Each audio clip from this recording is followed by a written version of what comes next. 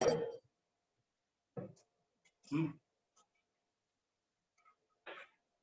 Students, good morning सब बच्चों को भाई। Good morning.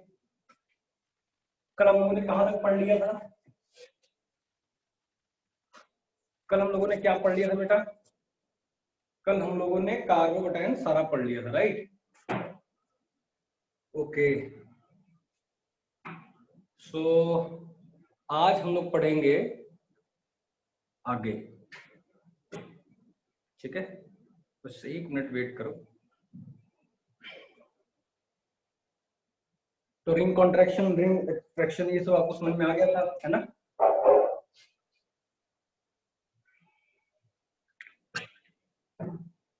आज ये मेरा बोर्ड ना जूम नहीं हो रहा, उसको जूम कर रहा था उससे। चलो कोई बात।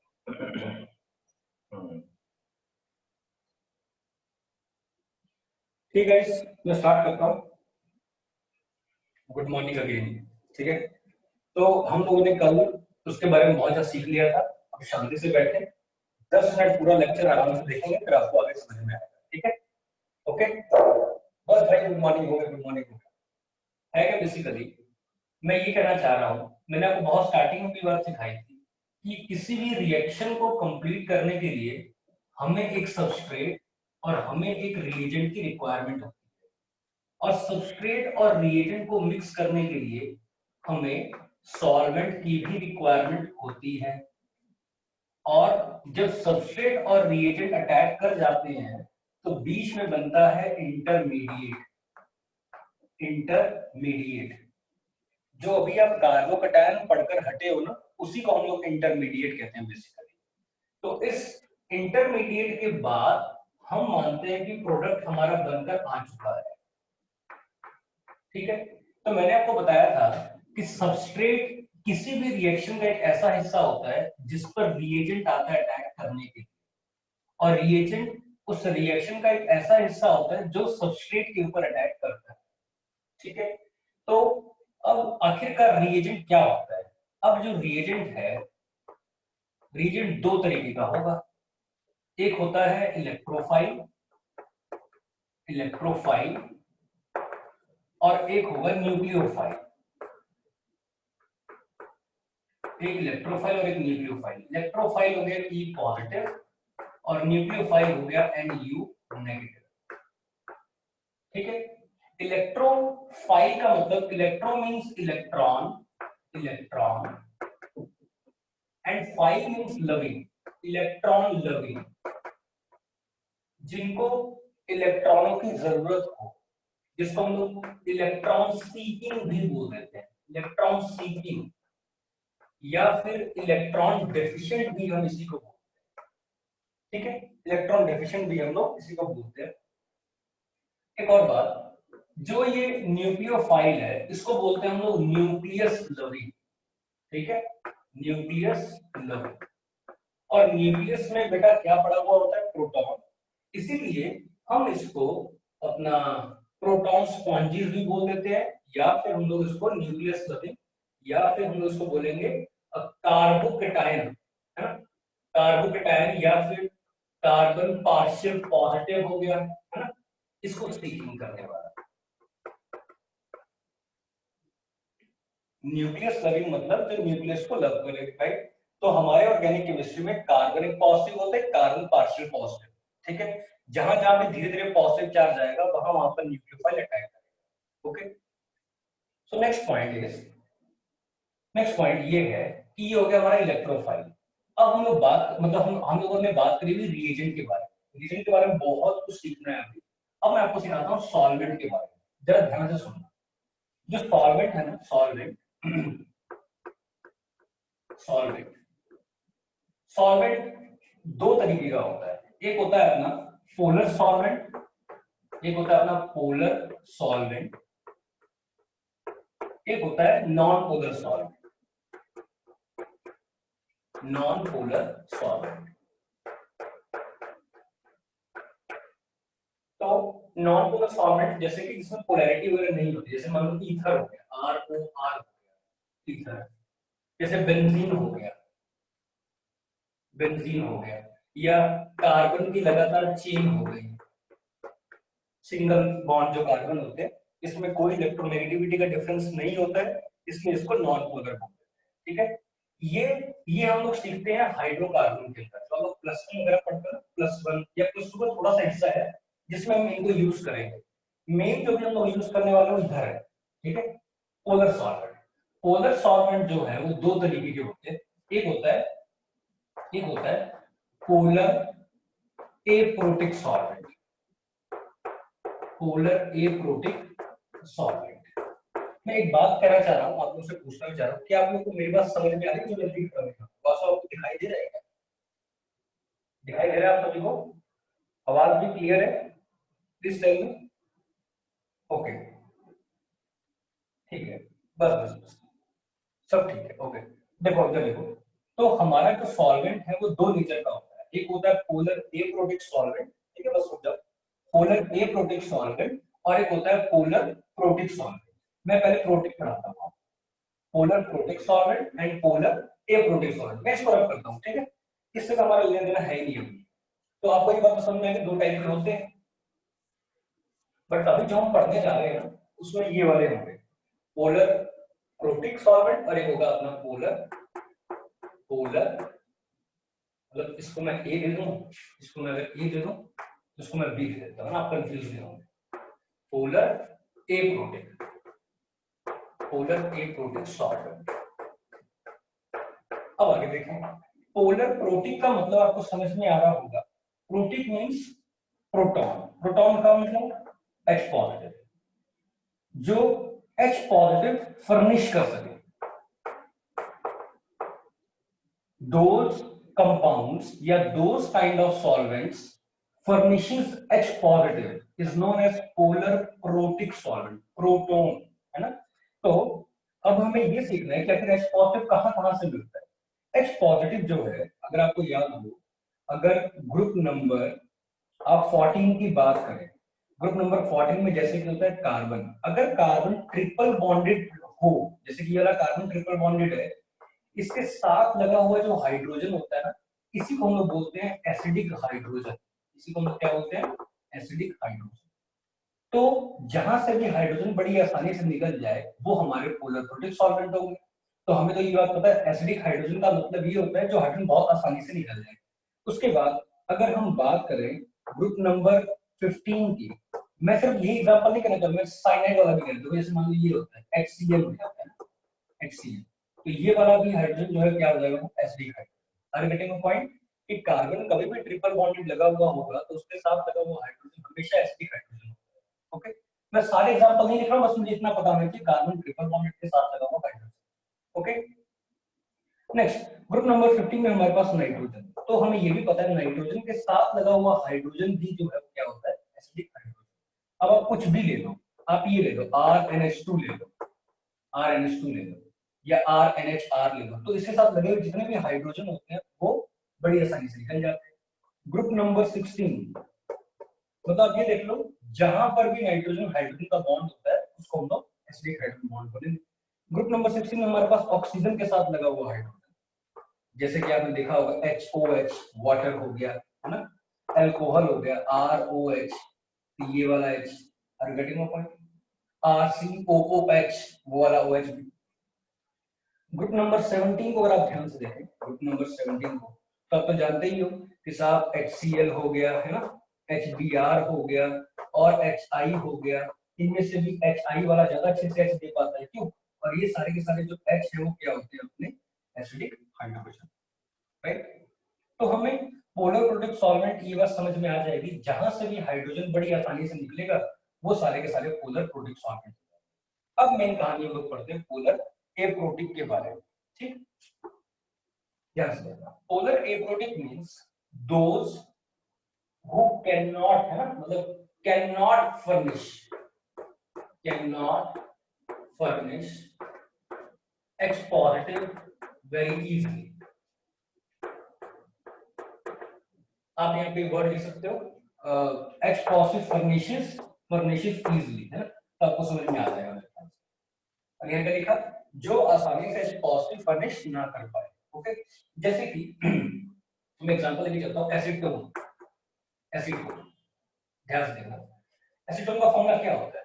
CH3 C double bond O bond CH3। तो देख रहे हो इसके पास कोई एसिडिक हाइड्रोजन है ही नहीं, बट इसमें हमें एक चीज फील करनी है, इस पूरे कंपाउंड में इस बॉन्ड के अराउंड इलेक्ट्रोनेगेटिविटी का डिफरेंस ज्यादा है, ऑक्सीजन ज्यादा electronegative atom as compare to this carbon. ठीक है, इसलिए यहां पर आता है पार्शियल नेगेटिव और यहां पर आता है पार्शियल पॉजिटिव। ओके, इसी के साथ हमारे पास एक और कंपाउंड है CH3 bond S bond CH3 double bond O, di methyl sulphur oxide, इसका नाम है DMSO। DMSO का नाम है di methyl sulphur oxide. Di methyl sulphur oxide, इसमें भी आप देख रहे हो ये पार्शियल नेगेटिव है और ये वाला पार्शियल पॉजिटिव है। एक और देखो, डाई मिथाइल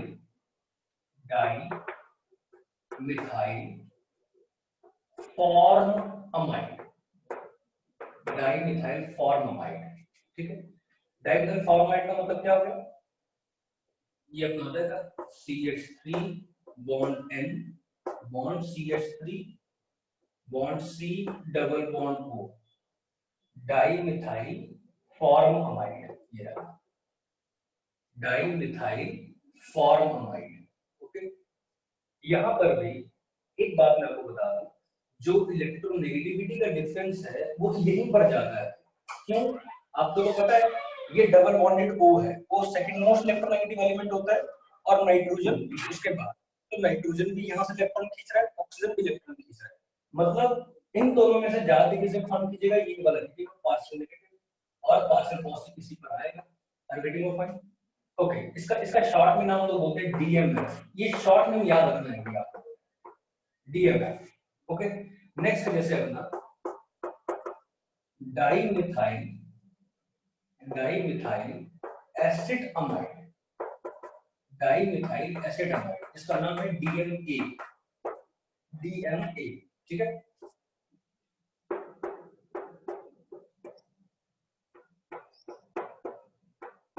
ये इसको लोग बोलते हैं डाइमिथाइल एसिड अमाइड।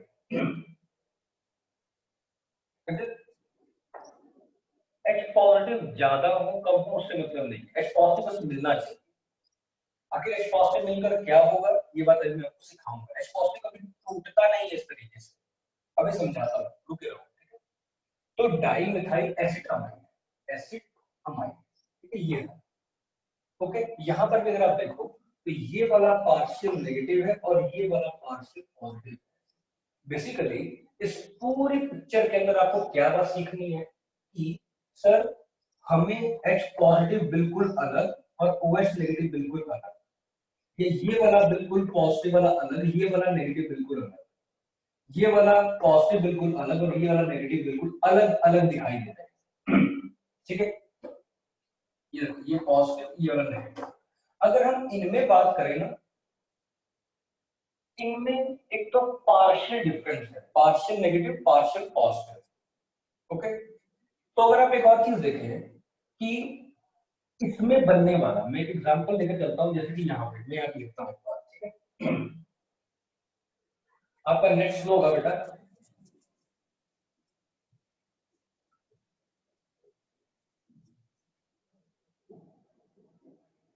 देखो अभी देखो क्या है कि अगर आप HOH को देखो, ठीक है, HOH को देखो तो ये H पॉजिटिव और ये वाला OH नेगेटिव है। ठीक है, तो पॉजिटिव पूरा आपको इस तरीके से दिखाई देगा H पॉजिटिव, और जो OH नेगेटिव बिल्कुल इस तरीके से दिखाई देगा, राइट। बट जब आप इसको ब्रेक करने जा रहे हो ना, तो मैं एक बात बताऊं, इसमें मतलब आपने ऐसे इमेजिन करना है कि पोलर प्रोटीन में पॉजिटिव और नेगेटिव बिल्कुल अलग अलग हो जाते हैं, राइट।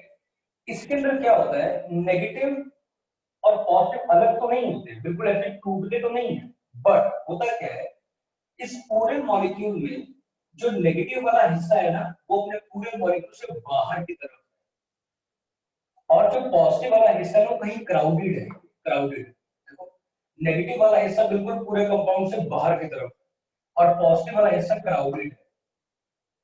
नेगेटिव वाला हिस्सा पूरे मॉलिक्यूल से बाहर की तरफ है और पॉजिटिव वाला क्राउडेड है। नेगेटिव वाला पूरे मॉलिक्यूल से बाहर की तरफ है और ये वाला क्या है, पॉजिटिव वाला क्राउडेड है। इतनी बात आपने सीखी। क्या सीखी?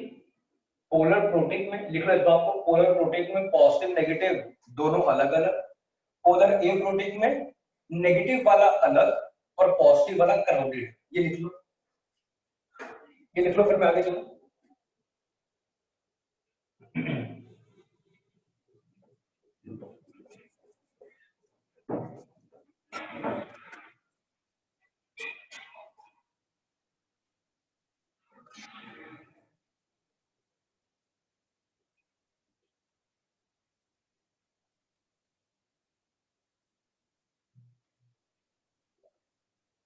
भाई समझ में आ गया इतना?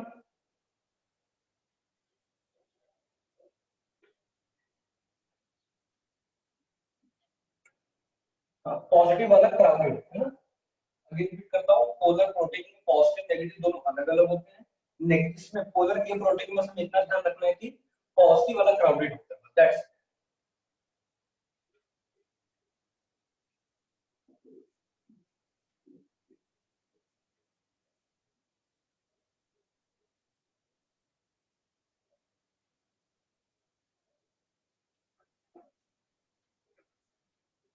ओके, अब आगे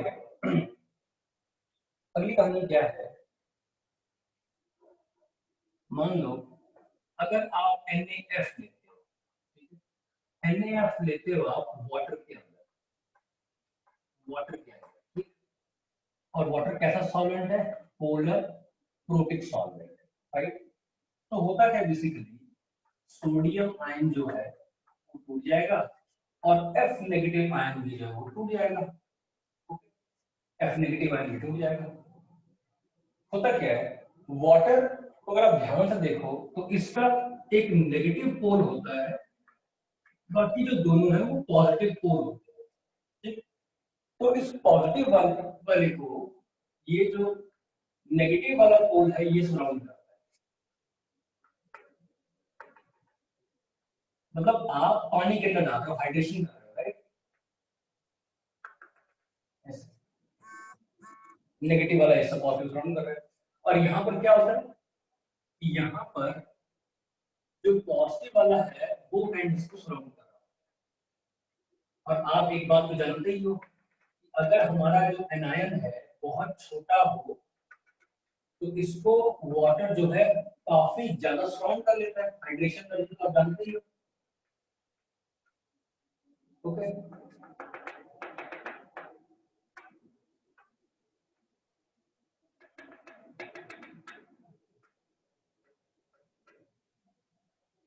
ये तो बात आप जानते ही हो, है ना, कि पॉजिटिव वाले को नेगेटिव वाला हिस्सा सराउंड करता है, नेगेटिव वाले को पॉजिटिव वाला हिस्सा सराउंड करता है, राइट। तो हुआ क्या, अब पानी ने जिसको ज्यादा सराउंड कर लिया तो F नेगेटिव आयन जो है वो हाइड्रेटेड हो गया। वो क्या होगा सर, हाइड्रेटेड आयन। और हाइड्रेटेड आयन में इसका साइज लार्ज हो गया, क्यों, लार्ज साइज। और अगर लार्ज साइज हो गया तो इसकी मोबिलिटी क्या हो जाएगी, कम हो जाएगी, मोबिलिटी लेस, मोबिलिटी लेस। तो अगर आपसे पूछा जाए कि NaF को आपने पानी के अंदर डाला, उसमें पॉजिटिव वाला हिस्सा भी निकल रहा है, नेगेटिव वाला हिस्सा भी निकल रहा है, तो F negative, Cl negative, Br negative, I negative में से अगर नॉर्मल नॉर्मल कोई अगर ऑर्डर आपसे पूछे तो आप बोलोगे सर F नेगेटिव जहां तक रहा स्ट्रॉन्ग न्यूक्लियोफाइल, फिर उसके बाद अपना Cl negative, then Br negative, then I negative. But अगर आपने उसको पोलर प्रोटिक सॉल्वेंट के अंदर डाल दिया, लार्ज साइज होने के कारण इसकी मोबिलिटी कम हो गई। अब क्या हुआ, मान लो मैंने NaI का एग्जांपल लिया और NaI में जो है मैंने पानी डाल दिया, मतलब वही पोलर प्रोटिक सॉल्वेंट डाल दिया, तो हुआ क्या, ये तो ऐसे ही बनेगा। और अगर आप I की बात करोगे तो I नेगेटिव को बहुत ही कम ऐसे वाटर के मॉलिक्यूल है जो सराउंड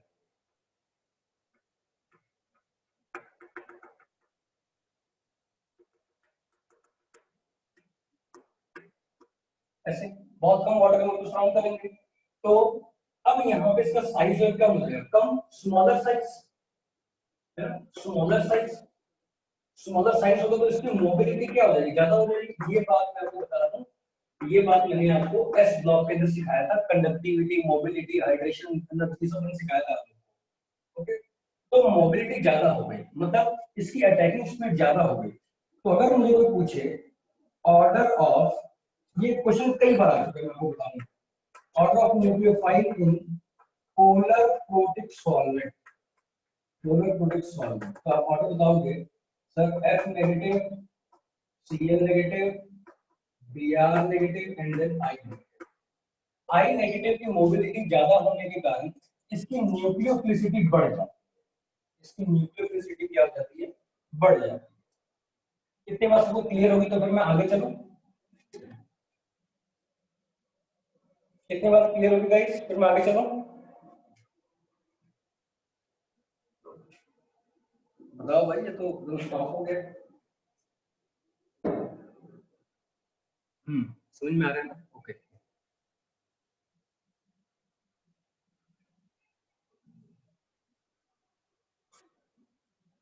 एक बार क्या फिर से बता दूं, अब यार सिंपल सी बात है, इसको इसको वाटर मॉलिक्यूल ने घेर लिया, साइज बड़ा हो गया, तो इसका मूवमेंट स्लो हो गया, मूवमेंट स्लो हो गया। और अगर हमने इसको देखा तो इसका साइज कम था, इसका मूवमेंट फास्ट था। तो अगर ये नेगेटिव वाले हैं, अगर ये किसी पॉजिटिव वाले पे अटैक करना चाहते हैं तो इसकी मोबिलिटी कम हो गई, अटैक कम कर पाएगा, ये अटैक ज्यादा स्पीड से कर पाएगा। न्यूक्लियोफिलिसिटी का मतलब क्या होता है, कार्बन के टाइम पे अटैक, तो ये कार्बन पे ज्यादा अच्छे से अटैक। ओके, ये मैं बोलना चाह रहा था।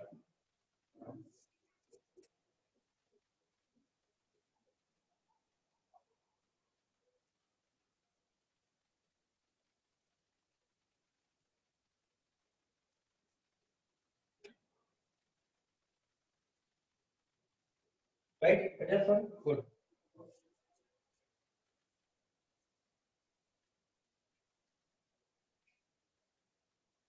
देखो अब मैंने क्या किया, इस NaF को, इस NaF को मैंने क्या किया, एसीटोन में डाल दिया, ठीक है। एसीटोन क्या था, CH3 C double bond O, polar aprotic solvent. Okay,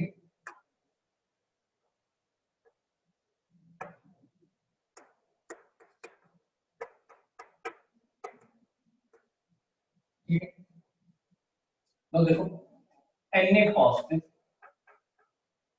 plus क्या आ जाएगा, F नेगेटिव। तो मैंने आपको एक बात सिखाई थी अभी कि इसका जो नेगेटिव वाला हिस्सा होता है वो बाहर की तरफ होता है और पॉजिटिव वाला हिस्सा क्राउडेड होता है। तो नेगेटिव वाला हिस्सा इसको सराउंड करता है।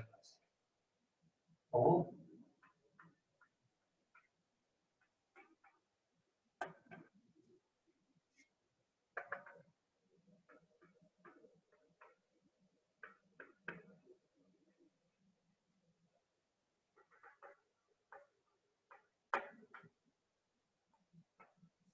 नेगेटिव वाला हिस्सा इस पॉजिटिव वाले को सराउंड तो कर लेता है, बट मैं एक बात कहूं, पॉजिटिव वाला हिस्सा इस नेगेटिव वाले को सराउंड नहीं कर पाता।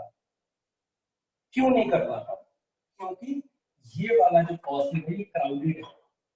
तो अब ये अन अनसॉल्वेटेड रह गया, अनसॉल्वेटेड आयन, अनसॉल्वेटेड समझ गए, सॉल्वेटेड का मतलब जिसको सॉल्वेंट ने सराउंड कर लिया हो, अनसॉल्वेटेड मतलब जो सॉल्वेट हुआ ही नहीं, जिससे सराउंड हुआ ही नहीं।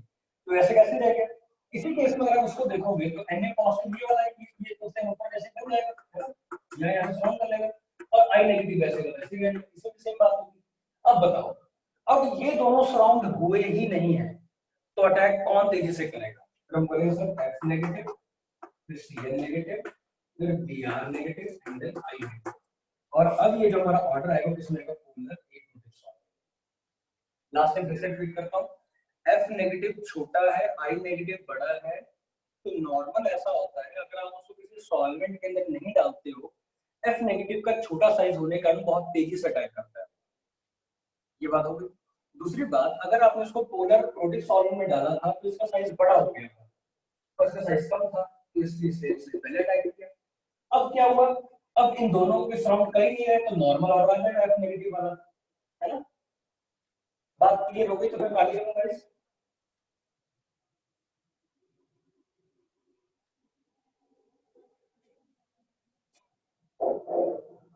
बात क्लियर हो गई है तो फिर मैं आगे चलूं। हाँ, तो क्वेश्चन ये आता है कि पोलर प्रोडक्ट सॉल्वेंट में क्या रहेगा, पोलर ए प्रोडक्ट सॉल्वेंट में क्या रहेगा, ये आपसे पूछा गया, ठीक है।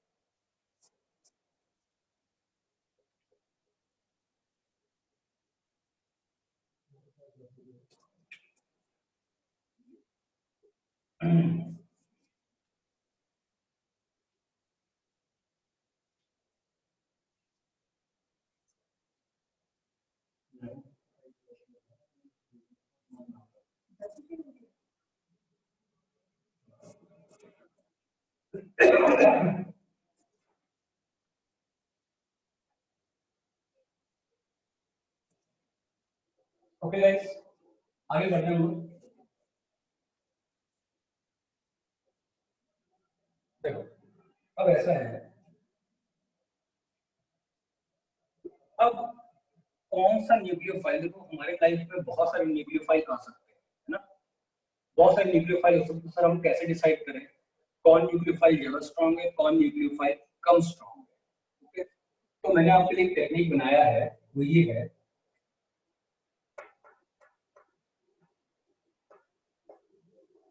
सफलता की सनक, सफलता की सनक इंडिया और हॉलैंड, इंडिया और हॉलैंड की आजादी को,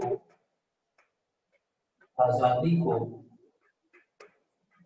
बर्बाद करती है, बर्बाद करती है, फोकट में, फोकट में ऐसे तो कोई फंसे, ऐसे तो कोई, ऐसे तो कोई फंसे अल्कोहलिक पानी,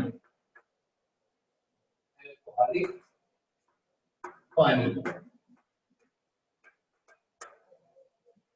इसको आप लोग, कौन सा टॉपिक है, अभी अभी रिएक्शन मैकेनिज्म ही चल रहा है सारा का सारा, अब आप रिएक्शन ही सीखने जा रहे हैं, तो टॉपिक टॉपिक नहीं चल रहा है, अब रिएक्शन मैकेनिज्म सीखने की तैयारी कर रहे हैं, ठीक है।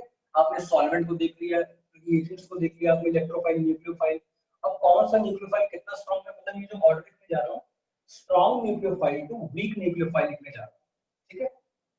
ओके, तो क्या हुआ कि सफलता की समझ मतलब एसएक्स नेगेटिव, सफलता की सनक इंडिया और हॉलैंड, इंडिया और हॉलैंड की आजादी को बर्बाद करती है, दैट इज असाइड, आजादी को बर्बाद करती है, फोकट में, पीएचओ नेगेटिव, फोकट में ऐसे, CH3COO नेगेटिव, ऐसे तो एसिटेट हो गया, ऐसे तो कोई फंसे एल्कोहलिक पानी है,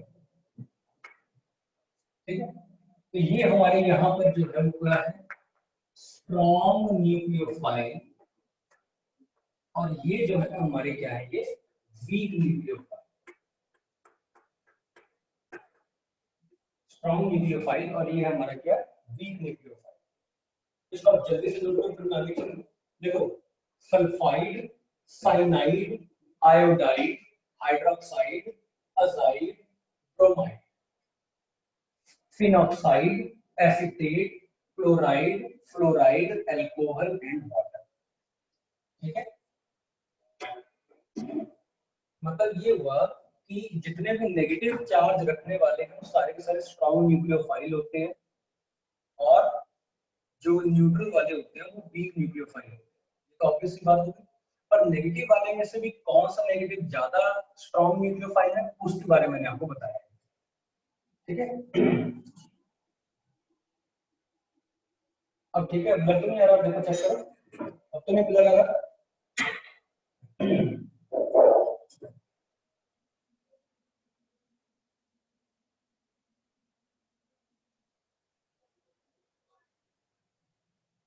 सफलता है सल्फाइड, साइनाइड, आयोडाइड, अरे यार इंटरनेट पे सर्च कर लेना यार, क्या तुम भी टाइप यूज कर रहे हो, सफलता, sulphide, cyanide, iodide, hydroxide, azide, bromide, phenoxide, acetate, chloride, fluoride, alcohol and water. ठीक है, ओके, अब मैं रब कर रहा हूं इसको। ठीक है,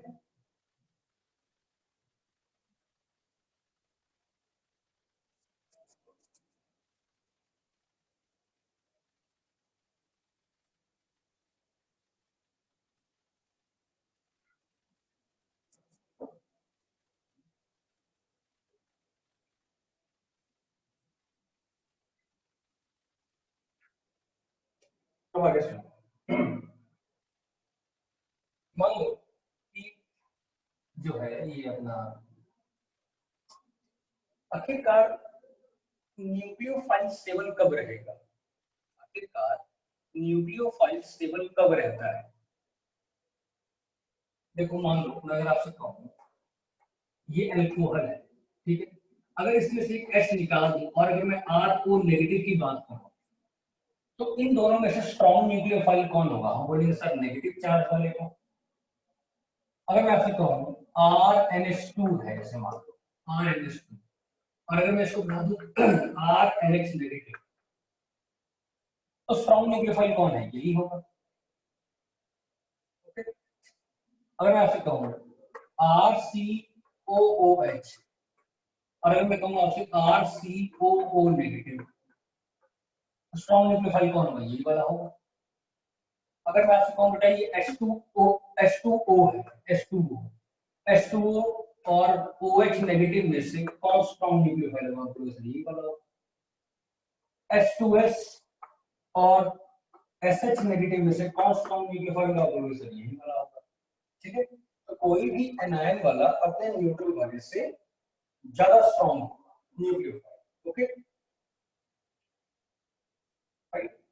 अब आगे चलते हैं। मेन जो हमारा काम है वो क्या है, मैं आपको बताता हूँ।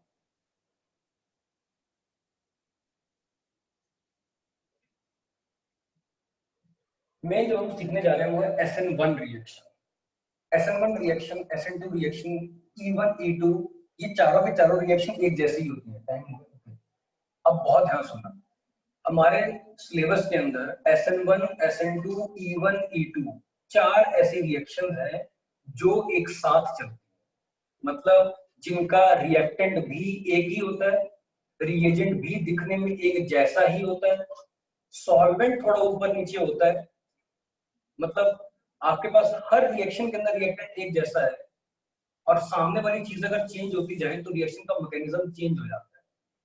तो बहुत ध्यान से सुनोगे जो मैं बोलने जा रहा हूँ।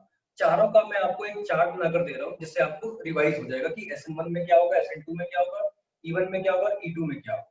ठीक है, तो देखो होता क्या है, जो एसएन रिएक्शन है ना उसको बोलते हैं न्यूक्लियोफिलिक सब्स्टिट्यूशन रिएक्शन। ठीक है, न्यूक्लियोफिलिक सब्स्टिट्यूशन रिएक्शन, जिसको हम एसएन रिएक्शन बोलते हैं, न्यूक्लियोफिलिक सब्स्टिट्यूशन रिएक्शन। ओके, सो एक सेकंड, एक सेकंड। ठीक है, तो ये हमारा न्यूक्लियोफिलिक सब्स्टिट्यूशन रिएक्शन, इसके अंदर क्या होता है, हम दो मैकेनिज्म पढ़ते हैं, एक होता है SN1, ठीक, एक होता है SN1 और एक हम स्टडी करेंगे SN2। सबसे पहले होता क्या है कि इसके पास जो रिएक्टेंट होता है ना कुछ ऐसा होता है, ये sp3 होता है, टेट्राहेड्रल होता है sp3। ओके, और पहले स्टेप में क्या होता है कि X लीव करके जाता है, X जो है वो लीव करके जाता है पहले स्टेप, और जब ये लीव करके जाता है तो यहाँ बनता है हमारा कार्बोकेटायन। यहाँ क्या बनता है, कार्बोकेटायन। और इस स्टेप में जब कार्बोकेटायन बनता है तो हमेशा एक बात याद रखोगे, carbocation formation,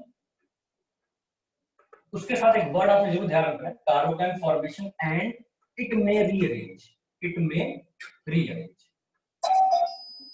it may rearrange. Okay, तो जहां पर भी मैं जिस दिन भी आपको कार्बोकेटायन फॉर्मेशन वाला वर्ड बोलूंगा ना, आप तुरंत बोलोगे sir it may rearrange.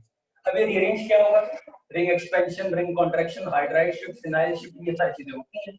Okay, तो इसके अंदर पहले एक्स लीव करके जाता है, कोई भी ऐसा ग्रुप होता है जो लीव करने वाला होता है, कार्बोनाइल बनता है, और जो न्यूक्लियोफाइल है वो है जैसे कि अपना वीक न्यूक्लियोफाइल, वीक न्यूक्लियोफाइल, ठीक है। और SN1 पोलर प्रोटिक सॉल्वेंट में होता है, मतलब एक तो मैं बस जल्दी बता कि SN1 reaction polar protic solvent में होती है और वीक न्यूक्लियोफाइल को फेवर करती है। ओके, बाद में प्रोडक्ट आपको सिखाऊंगा। न्यूक्लियोफाइल क्या करेगा, बाद में रुक कर जाके इस पे अटैक करेगा। ओके, और हमारा जो प्रोडक्ट है वो ये बन जाएगा, ऐसा कोई दिक्कत वाली बात नहीं। अब सुनते रहना आप लोग। तो न्यूक्लियोफाइल जितना वीक होगा वो SN1 को फेवर करेगा, सॉल्वेंट जो पोलर प्रोटिक होगा वो भी हमें हिंट देगा SN1 की। अगली बात, इसके अंदर पता क्या होता है, जैसे मान लीजिए X है, इसको इसी स्टेप में स्ट्रॉन्ग न्यूक्लियोफाइल दिया जाता है, strong nucleophile, strong nucleophile with polar aprotic solvent. मतलब हमें ये बात समझ में आ गई कि जो अभी हमने सफलता की डैश करी थी,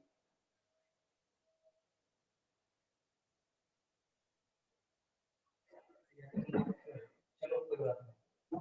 हाँ, तो मैं कह रहा था कि हमारा जो न्यूक्लियोफाइल है अगर वो स्ट्रॉन्ग होगा और पोलर एप्रोटिक सॉल्वेंट होगा तो फेवर करता है SN2 रिएक्शन की। SN2 रिएक्शन में होता क्या है, स्ट्रॉन्ग न्यूक्लियोफाइल इसके लीव करने का वेट नहीं करता है, वो पीछे से आके अटैक करता है और इसको निकालता है। ऐसा होता है, देखो इसमें भी रिएक्टेंट सेम है, इसमें भी रिएक्टेंट सेम। ओके, और हमारा जो प्रोडक्ट है वो ऐसा बन जाता है। इतनी सी कहानी है। ओके, अब मैं आपको सिखाता हूँ इवन। इवन का मतलब क्या होता है, elimination reaction, elimination reaction. Elimination reaction में ये होता है इवन, और मैं यहाँ पे आपको सिखाऊंगा ई। जरा ध्यान से देखना, इवन में क्या होता है, यही इस तरीके के दो कार्बन होते हैं जिनके साथ एक X लगा हुआ होता है और जिनके साथ एक X लगा हुआ होता है, ठीक है। और इसमें भी क्या होता है, X लीव करके जाता है, जैसे इसमें लीव करके गया, X नेगेटिव जो है वो लीव करके गया, लीव्स। X नेगेटिव लीव करके जाता है तो आप देख रहे हो, अब इस कार्बन के ऊपर पॉजिटिव चार्ज आ जाएगा, ठीक है। इस कार्बन के ऊपर क्या आ जाएगा, पॉजिटिव चार्ज। और जैसे ही कार्बन पे पॉजिटिव चार्ज आया तो मैंने क्या बोला, carbocation formation. Carbocation formation word जहां पर भी आएगा तो आप क्या लिखोगे, इट में रीअरेंज, इट में रीअरेंज।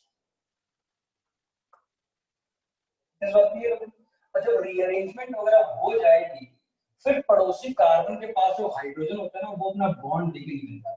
मतलब ये अब यहाँ से H पॉजिटिव लीव करता है और प्रोडक्ट बन जाता है ऐसा, एल्कीन। मतलब यहाँ स्टार्ट भी सिंगल बॉन्ड ही होता है, मतलब सैचुरेटेड कंपाउंड होता है, बनते भी सैचुरेटेड है। स्टार्टिंग में सैचुरेटेड से होता है, बनता भी अनसैचुरेटेड ही है। यहाँ पर क्या होता है, सैचुरेटेड से स्टार्ट होता है बट वो अनसैचुरेशन होता है। एक बात और बताता हूँ, इसमें इसमें जो है ना सॉल्वेंट वगैरह की रिक्वायरमेंट नहीं होती है। इसमें होता क्या है, ये जो पोलर प्रोटिक सॉल्वेंट है ना, पोलर प्रोटिक सॉल्वेंट, इनको देकर बस हीट कर दिया जाता है। मतलब आप ये समझ लो, जिस भी रिएक्शन के अंदर, जिस भी रिएक्शन के अंदर हीट का साइन होगा वो एलिमिनेशन करवाता है। ओके, दूसरी बात ये, इस H को लेकर जाने वाला एक बेस होता है, ठीक है, जिसको हम बोलते हैं वीक बेस। तो जो वीक बेस होता है ये X के निकलने का वेट करता है, कार्बोकेटाइन फॉर्मेशन का वेट करता है, इसके रीअरेंजमेंट होने का वेट करता है, उसके बाद जाकर ये वीक बेस H पॉजिटिव को ट्रैप करता है, तब वो अपना बॉन्ड देके निकलता है। आपने थोड़ा बहुत देखा कि पोलर प्रोटिक सॉल्वेंट यहाँ पे होता है, वीक न्यूक्लियोफाइल यहाँ पर होता है। पोलर प्रोटिक सॉल्वेंट होता है बट ये हीट के प्रेजेंस में होता है और वीक बेस हो जाता है। Okay, weak base H positive trap करता है। अगली बात, इसमें क्या होता है, ध्यान से देखते रहना। इसमें क्या होता है, स्ट्रॉन्ग बेस दिया जाता है, strong base, strong base, strong base के साथ मैंने अभी आपको बताया हीट तो करना ही करना है, राइट। और इस स्टेप में क्या होता है, स्ट्रॉन्ग बेस ना, बेस का मतलब होता है पॉजिटिव को ट्रैक करना, ठीक है। ये स्ट्रॉन्ग बेस वेट नहीं करता है, और ये स्ट्रॉन्ग बेस आकर इस पॉजिटिव को ट्रैक करेगा, ये पॉजिटिव अपना बॉन्ड देगा और ये एक्स यहाँ से लीव कर जाएगा, ठीक है। बेस एच पॉजिटिव को ट्रैक करेगा और ये बॉन्ड देकर निकल जाएगा, मतलब विद इन नो सेकंड यहाँ पर एल्कीन बनकर रेडी हो जाएगा। आपने देखा कि ये है हमारा मॉलिक्यूल।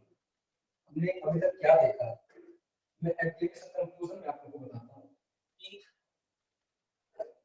SN1 के अंदर वीक न्यूक्लियोफाइल यूज होता है और प्रोटिक सॉल्वेंट यूज किए जाते हैं, वो हमें हिंट देते हैं कि SN1 रिएक्शन होने वाली है। SN2 के अंदर क्या होता है, मतलब अभी मैं आपको सिर्फ हिंट बता रहा हूँ, मैकेनिज्म कुछ नहीं बताया मैंने भी आपको, मैकेनिज्म तो एक अलग कहानी होगी, लेकिन बस हम हिंट जान रहे हैं कि न्यूक्लियोफाइल का नेचर कैसा हो, बेस का नेचर कैसा हो, टेम्परेचर कितना हो, टेम्परेचर कितना ना हो, तो कौन सा रिएक्शन फॉलो करेगा। ओके, सो अपना SN2 जो है वो पोलर एप्रोटिक सॉल्वेंट चाहता है और स्ट्रॉन्ग न्यूक्लियोफाइल चाहता है। ओके, इसमें कार्बोटाइल बनता है, रीअरेंजमेंट होने का चांस होता है, इसमें ऐसा कुछ नहीं होता, स्ट्रॉन्ग है आएगा सिर्फ तबाही मचा देगा, ठीक। ओके, अब अगली बात, जैसे इवन की मैं बात करूं, इवन में क्या होगा, इवन में पहले एक्स लीव करेगा, एक्स लीव करेगा तो उसके बाद कार्बोटाइल बनता है, फिर वो रीअरेंजमेंट करता है। एलिमिनेशन का मतलब एलिमिनेट करना, कोई चीज लीव कर जाना, ठीक है। तो वीक बेस के प्रेजेंस में फिर H पॉजिटिव लीव करता है, बट हीट प्रेजेंस होना बहुत जरूरी है।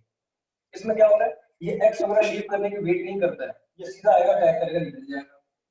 तो अगर मैं आपको याद करवाना चाहूँ तो मेरे पास एक और तरीका है इसको याद करवाने का।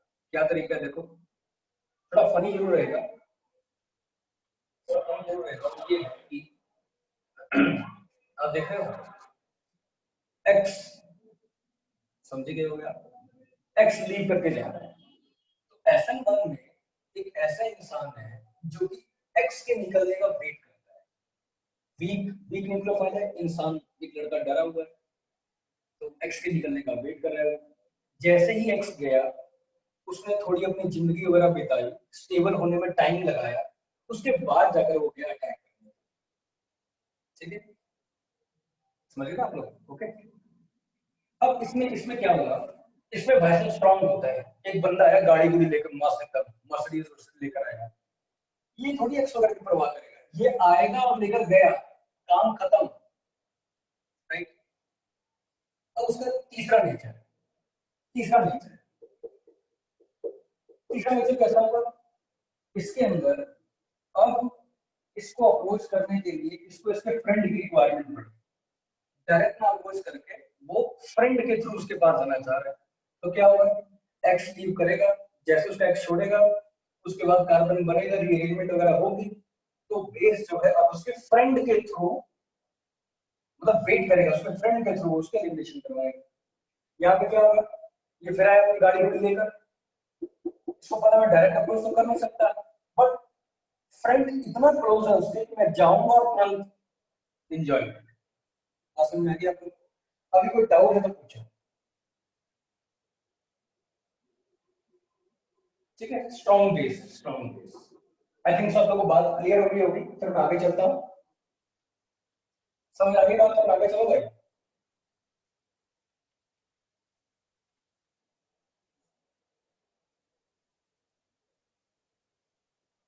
ओके, ठीक है,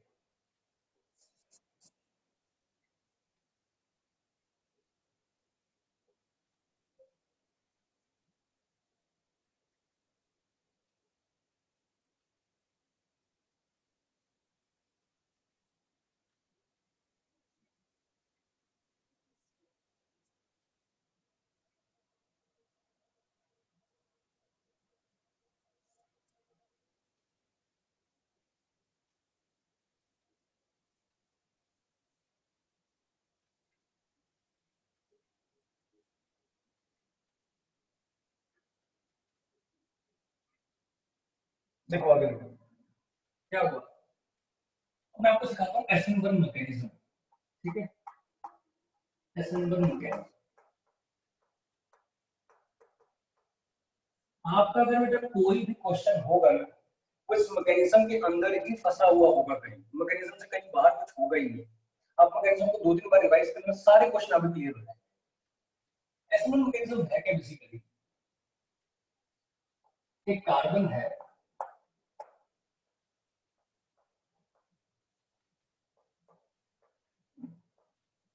जिसके साथ ही एक्स ग्रुप लगा हुआ है।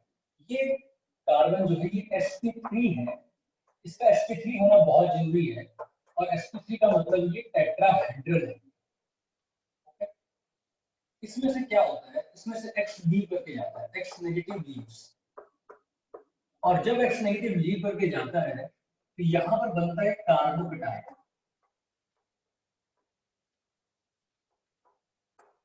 और आप तो जानते ही हो, अगर मैं इसको थोड़ा सा ये वाले बॉन्ड बनाऊं तो आप समझ जाओगे, है ना, कि R1 इधर पड़ा है, R2 इधर पड़ा है, R2 इधर पड़ा हुआ, R3 इधर पड़ा हुआ, वेकेंट ऑर्बिटल इस तरीके से पड़ा हुआ है, ठीक है। तो इस पर आगे चार्ज और, तो होता क्या है, जिस स्टेप में भी, ध्यान सुनो आवाज के बाद, जिस भी स्टेप के अंदर, रिपीट कर रहा हूं मैं, आप लोगों को अगर बात समझ में नहीं आएगी फिर मैं ऐसे बोलूंगा, जिस स्टेप में भी, ये डायलॉग याद रखना बिल्कुल, जिस स्टेप में भी कार्बोकेटाइन की फॉर्मेशन होगी उसको बोलते हैं हम लोग रेट डिटरमाइनिंग स्टेप, आरडीएस। उसको तो क्या बोलेंगे, पोलर सॉल्वेंट की प्रेजेंस में, ठीक है, जिस स्टेप में पोलर सॉल्वेंट जरूरत नहीं है, पोलर सॉल्वेंट तो एसएन1 के लिए जरूरी है, ठीक है, पर जिस स्टेप में भी कार्बन की फॉर्मेशन होगा उसी स्टेप को हम लोग बोलेंगे आरडीएस, रेट डिटरमाइनिंग स्टेप। और जब भी कार्बन फॉर्मेशन होगी तो इट में रीअरेंज,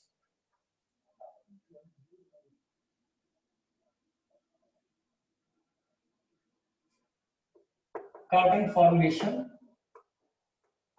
एंड इट में रीअरेंज। तो अभी तक आपने जो भी रीअरेंजमेंट की कहानी पढ़ी थी यहाँ पे यूज होने वाली है, ठीक है। रीअरेंजमेंट वगैरह हो होने के बाद अब जो न्यूक्लियोफाइल था वो क्या था, मेरे पास वीक न्यूक्लियोफाइल, वीक न्यूक्लियोफाइल। फिर ये जो वीक न्यूक्लियोफाइल है बहुत ही स्लो स्पीड में इस पर अटैक करता है, ठीक है। और अब मेरी बात सुनो, ये कार्बोडाइन है, R1 ऊपर है, R2 पीछे, R3 इधर है, तो इधर भी लोग है और इधर भी लोग है, तो न्यूक्लियोफाइल इस लोग पर भी अटैक करता है, इस लोग पर भी अटैक करता है। तो मेरे साथ जो प्रोडक्ट है वो ऐसा है, R1 R2 R3 और यहाँ पे आगे न्यूक्लियोफाइल। और अगर न्यूक्लियोफाइल ने पीछे वाले लूप से अगर अटैक किया होगा तो ऐसा हो जाएगा, ठीक। एक और, अगर न्यूक्लियोफाइल बिल्कुल उसी जगह पर है जहां पर एक्स था तो इसको हम बोलते हैं रिटेंशन, इसको क्या बोलते हैं, रिटेंशन। और अगर न्यूक्लियोफाइल उसके ऑपोजिट डायरेक्शन में आ जाए तो इसको बोलते हैं हम लोग इन्वर्जन। और इन दोनों के मिक्सचर को ही हम लोग बोलते हैं रेसिमिक मिक्सचर, इन दोनों के मिक्सचर को ही हम लोग क्या बोलते हैं, रेसिमिक मिक्सचर। और मैंने आपको बताया था कि D प्लस एल, अब उसको रिलेट करो, D plus L dextro laevo rotatory, है ना, पॉजिटिव नेगेटिव, ये रेसिमिक मिक्सचर वही है। और ये दिखने में दूसरे की मिरर इमेज की तरह है, तो इसलिए हम उनको इनेंशियोमेरिक पेयर भी बोलते हैं, इनेंशियोमेरिक पेयर, ओके। अगली बात, they are basically non superimposable mirror images, they are basically non superimposable mirror images, मतलब ये एक दूसरे के ऊपर सुपर इम्पोज नहीं हो पाते। सुपर इम्पोज का मतलब बिल्कुल एक दूसरे के ऊपर इस तरीके से नहीं आ पाते हैं कि दिखने में मॉलिक्यूल एक जैसा दिखाई दे। जैसे मान लो मैं दो चौक ले लूं, दो चौक ले लूं, मतलब मान लो इसको मैं आधा कर दूं, आधा करके बिल्कुल मेरी इमेज बन जाएगी, एक दूसरे में डालूंगा तो बिल्कुल एक जैसा चौक दिखाई देगा। बट अगर मैं दो अलग अलग चौक ले लूं और मैं कहूँ भाई दोनों को मिलाओ, क्या एक जैसा दिखाई देगा? नहीं, एक छोटा एक बड़ा है, राइट। तो इसको हम बोलते हैं non super imposable mirror images. और जो रेसमिक मिक्सचर होता है, they are basically optically optically inactive, optically inactive. ठीक है गाइस, इतनी बात तो क्लियर हो गई, इतनी बात क्लियर हो गई। तो एक बात को ध्यान सुनो लास्ट, ठीक है, लास्ट एक बात सुनो, वो ये है कि SN1 रिएक्शन के अंदर अगर प्रोडक्ट जो बना है, अगर उसमें कोई कायरल सेंटर है, जैसे कि ये कायरल सेंटर है, अगर कोई कायरल सेंटर है, देखो ना प्रोडक्ट में कायरल सेंटर है ना, if one chiral center, if one chiral center, then two product, then two product. If no chiral center, अगर कोई chiral center है ही नहीं, then only one product.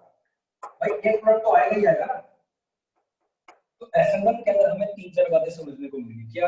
पहला स्टेप, जिस स्टेप में भी कार्बोकेटाइन का फॉर्मेशन होगा उस स्टेप को हम लोग RDS बोलेंगे। दूसरी बात, जब कार्बोकेटाइन बनता है तो उसकी रीअरेंजमेंट हमेशा होती है। तीसरी बात, अगर हमारा कार्बोकेटाइन कायरल है, कायरल का मतलब कायरल सेंटर, चार अलग अलग ग्रुप लगे हुए हैं, तो उसके दो प्रोडक्ट बनेंगे, रिटेंशन और इन्वर्सन। अगर एक कायरल सेंटर है, मान लो देखो इसको तो आप बोल ही सकते, मान लो एक भी है ना, तो आप बोलोगे इसके दो प्रोडक्ट है, तो मैंने लिख दिया ना आपके सामने। तो मैं आपको बता रहा हूँ, प्रोडक्ट जब भी बनेगा तो हम मैं आपको कुछ सिखाऊंगा कलर रिएक्शन के अंदर, कल चैप्टर में हम सीखेंगे, उसमें मैं आपको बताऊंगा। अगर एक कायरल सेंटर होगा तो दो प्रोडक्ट आप लोग इमेजिन करोगे, अगर कोई भी कायरल सेंटर नहीं होगा तो आप उसके मतलब एक ही प्रोडक्ट इमेजिन करो। तो आज इस बात को सब लिख कर रख लो, कल हम लोग सारी रिएक्शंस पढ़ने वाले हैं, ठीक है।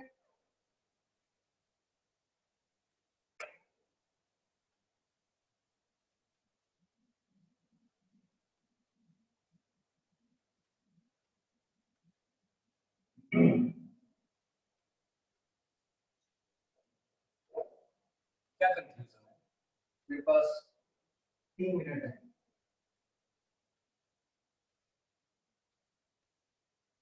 मैं जिस बात को बोलूंगा आप उसी बात को रिपीट करेंगे। कायरल सेंटर रिएक्टेंट में हो ना हो उससे हमें कोई लेना देना नहीं, ये बात खत्म हो गई। क्या जो मैं बोल रहा हूँ मुझे उसमें यस और नो बताना। आपको ये बात चल रही पता, जिस स्टेप में कार्बोडाइल बनेगा उस स्टेप को लोग RDS कहते हैं। इतना जल्दी हाँ या ना बोलो, जल्दी यस और no. Yes, okay okay. So कार्बोडाइल बनता है तो रीअरेंजमेंट होती ही है, ये बात चल रही पता, यस और नो। इतनी बात चल रही पता। अब तीसरी बात ये कि अगर अगर जो प्रोडक्ट बनता है ना, इसको इसको भूलना, इसको भूलना। अगर प्रोडक्ट बनता है, उस प्रोडक्ट में चार अलग अलग अगर ग्रुप होते हैं तो हम दो प्रोडक्ट इमेजिन करें। ये बात समझ में? अगर प्रोडक्ट आप बनाओ, आप दोनों प्रोडक्ट एक टाइम पे नहीं बनाओगे। आप बोलो सर ये मेरा जो प्रोडक्ट है इसमें एक काला सेंटर है, तो मैं कहूंगा बेटा एक काला सेंटर तो हमेशा दो प्रोडक्ट इमेजिन करोगे। ये अभी इमेजिन करना है, इसके बारे में कल मैं आपको समझाऊंगा, या इसको भूल ही जाओ, या इसको भूल जाओ, ठीक है। तो मैंने ये कहा कि अगर न्यूक्लियोफाइल बिल्कुल उसी जगह पर है जहां पे एक्स था तो उसको रिटेंशन बोलते हैं, उससे ऑपोजिट में है तो उसको इन्वर्जन बोलते हैं। और इन दोनों के मिक्सचर को वैसे मिक्सचर, और जो हमने ऑप्टिकल एक्सपेरिमेंट में पढ़ा था डी प्लस वही इमेजिनरी पेयर था। आर एस, अगर आप यहाँ पे कोई ग्रुप लगा दो, चार अलग अलग ग्रुप लगा दो, तो किसमें किसी एक की कॉन्फ़िगरेशन आर, दूसरे वाले की एस है, या इसकी एस या इसकी आर है। कितनी बार समझ आएगा आप लोगों को? और जो नेचुरली पेयर होते हैं वो non super imposable mirror images होते हैं and they are basically optically inactive. मुझे बात बताओ, जब साइंटिस्ट ने एक राइट साइड झुके हुए या लेफ्ट साइड झुके हुए मॉलिक्यूल को जब एक दूसरे के सामने रखा था और पीपीएस को पास किया था, तो क्या होगा, पीपीएस सीधा निकल गई थी कि नहीं निकल गई? सीधा निकल गई थी, है ना, सीधी निकल गई थी ना। तो इसलिए जब सीधी निकल गई तो मैं क्या बोला कि भाई सॉल्यूशन जो ऑप्टिकली क्या है वो इनएक्टिव। ओके, इतनी बात समझ में आ गई? इस बारे में हम लोग कल बात करेंगे। ओके गाइस, ठीक है भाई, okay, take care, okay okay, thank you, bye bye bye.